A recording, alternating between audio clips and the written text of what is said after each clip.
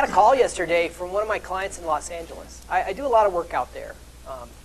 And they were saying, listen, if it weren't winter, I would actually consider coming out to Minneapolis to go to the Good Leadership Breakfast. And I was like, huh. Because I write this blog every Tuesday, and it goes all over the country. And I never really think about the people in Los Angeles when I write blogs about people like Amy Langer, and when I invite people to come to the breakfast. And I actually think that Francois is his name. I think Francois might be here in March to experience what we're doing, because what they said was, how can we do something like this in LA?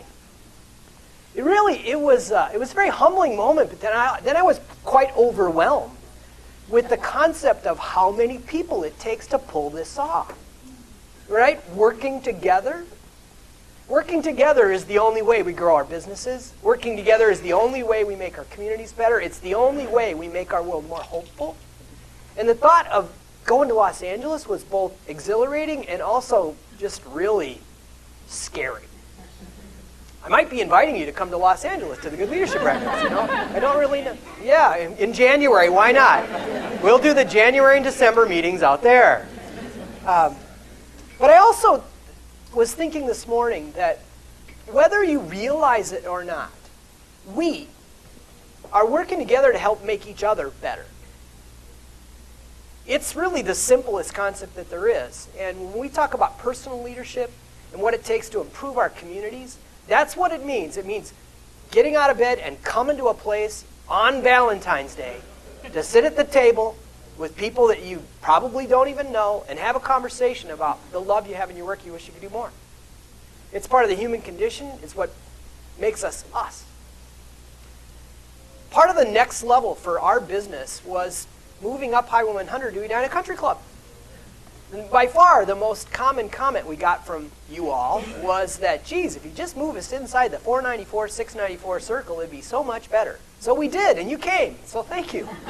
We really appreciate that. But in addition to that, last fall we took a risk and we did a program called Good Leadership Certification. And there are several of you who are in the room. Just raise your hand who are part of Good Leadership Certification.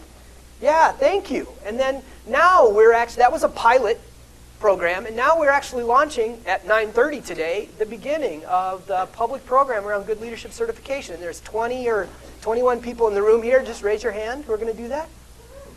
So here's the point. We're going to help them grow. That's what we do for each other. Part of the program is built around some research that Matt Norman and I did together about 2 years ago that identified 4 things that are absolutely critical in how leaders like us grow.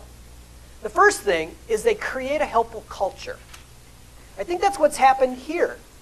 If the culture isn't helpful in your organization, you create your own helpful culture. And I think that's one of the reasons why the Good Leadership Breakfast has been so successful. The second thing is that people go out of their way to create self-directed mentoring for themselves. A lot of the people that we interviewed had 2, 3, 4 mentors for different reasons because they wanted to take control of learning what they felt like they needed to learn.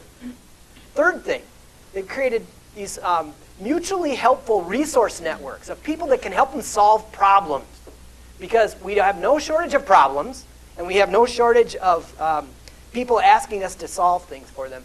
And by building strong networks, the best leaders are figuring out ways to get those things done. And then finally, and probably the most important, we surround ourselves with people, friends, family, colleagues, who actually help us preserve our confidence.